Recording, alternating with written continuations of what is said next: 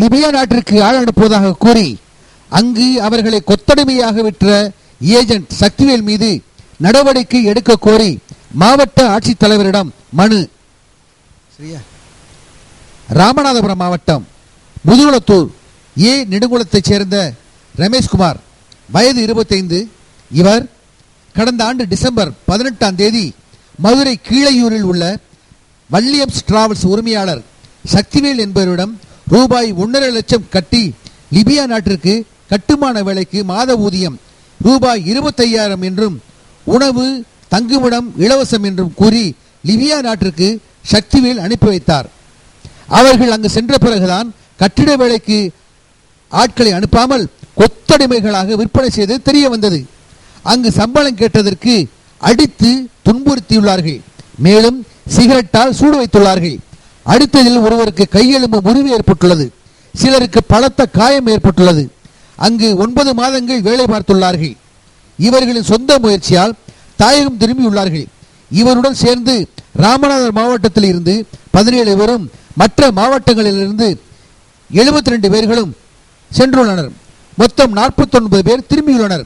மீதி பேர் அங்கு இருப்பதாகவும் ரமேஷ்குமார் கூறும்போது, வட்டிக்கு வாங்கிய பணத்தில் வெளிநாட்டிற்கு செல்ல பணம் கட்டியதாகவும் கடன்காரர்கள் தொல்லை தாங்க முடியவில்லை என்றும் கூறி பணம் தரவில்லை எனில் தற்கொலை செய்து கொள்வதை தவிர வேறு வழியில்லை என சக்திவேல் மீது நடவடிக்கை எடுக்க வேண்டும் என்று மாவட்ட ஆட்சித்தலைவர் தானா நானா ஹரிஹரனிடம் மக்கள் குறைதீர்க்கும் நாள் கூட்டத்தில் மனு அளித்துள்ளார். சைக்கிள் கடிச்சு எங்களுக்கு சம்பளம் கொடுங்க அப்படின்னு கேட்டான். சம்பளம் நான் நினைச்சாதான் கொடுப்பேன், இல்லைன்னா நான் கொடுக்க முடியாது. என்ன பண்ணுவேன், ஒன்னெல்லாம் 1.5 லட்ச ரூபா கொடுத்துட்டு நான் கொத்தரிமையாக உங்களை விலைக்கு வாங்கியிருக்கேன், உங்களுக்கு நான் சம்பளம் தான் தர முடியாது அப்படின்னு சொன்னேன். நாங்கள் ஏஜென்ட்டுக்கு உடனே தெரியப்படுத்தி எங்களுக்கு சம்பளம் கொடுக்க மாட்டேன், அடிக்கிறான், நீங்கள் அதுக்கு ஒரு முடிவு எடுங்க அப்படின்னா உங்கள் அப்புறம் மட்டும்தான் எங்கள் வேலையில் நீங்கள் அங்கேயே கிடந்து வந்தாலும் சரி செஞ்சாலும் சரி அதை பற்றி எங்களுக்கு தெரியாது அப்படின்னு எங்கள் ஜப்தேசன் சொல்லிட்டாங்க. மெயின் ஏஜென்சி சக்திவேல்னு சொல்லிட்டு அப்படின்னு சரி என்ன இருக்குது அப்படின்னு வேறு வழி இல்லாமல் நாங்கள் கவர்மெண்ட் மூலியமாக அரசியலை பார்த்து கவர்மெண்ட் மூலியமாக கெஞ்சி கூத்தாடி எங்களை எப்படியாச்சும் எங்கள் உயிர் பிச்சை கொடுங்கன்னு சொல்லி அரசியல் மூலியமாக அங்கே எம்பாசி வந்து எங்கள் கம்பெனியை பார்த்துட்டு அவங்கெல்லாம் ஏஜென்ட் உள்ளவங்களை கவர்மெண்ட்டே பார்த்துட்டு எங்களை பார்த்து அழிஞ்சு இவ்வளோ கஷ்டப்படுறீங்களா, உங்களை எப்படியாச்சும் வெளியே எடுத்து விடுறோம்ப்பா அப்படின்னு சொல்லி இப்போ கவர்மெண்ட்டுக்கும் நாங்கள் இங்கே வெளியில் வந்திருக்கோம்.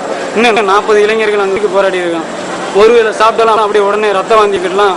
ஒவ்வொரு நாளும் உயிரை கையில் பிடிச்சிட்டு வாழ்ந்துக்கு இருக்காங்க. ஆளு குறைய அவனுங்க விரட்டி அடிப்பானுங்க, சித்திர பண்ணுவாங்க. ஒவ்வொரு நேரமும் ஒவ்வொரு நிமிஷமும் உயிருக்கு பயந்து போராடி வாழ்ந்துருக்காங்க. அவங்களை எப்படியாச்சும் நம்ம கவர்மெண்ட்டு வெளியே எடுத்து விடணும். நாங்கள் இவ்வளோ கஷ்டப்பட்டதுக்கு காரணம் வல்லியம்ஸ் கீழ் சக்திவேல்ன்றவன் தான். அவன் தான் எங்களை இவ்வளோ கொடுமையும் படுத்திட்டான். அப்படி நாங்கள் 1.5 லட்ச ரூபா கட்டி போனோம். அந்த பணம் வரலன்னா எங்கள் குடும்பத்தோட தற்கொலை பண்ணிட்டு சாகிற கட்டில் வேறு வழியே தெரில. ஒரு வட்டிக்காரவங்களை வந்து காலையிலையும் சாயந்தரமும் என் பணத்தை கொடுக்குறியா, நிலத்தை வைக்கிறியா, என்ன பண்ண போகிறா அப்படின்னு ஒரு நாளைக்கு சித்திரவதை பண்ணுறாங்க. கொண்டாட்டி பிள்ளைங்க தாய் தாப்பா எல்லாரும் சாக்காட்டில் வேறு வழியே தெரியல. மாவட்ட ஆட்சியாளர் அவர்கள் தான் எங்களுக்கு இந்த பணத்தை வாங்கி கொடுக்கணும். சக்திவேல்களை அரெஸ்ட் பண்ணி உள்ள வச்சு எங்களுக்கு இந்த பணத்தை வாங்கி கொடுக்கணும். நன்றி.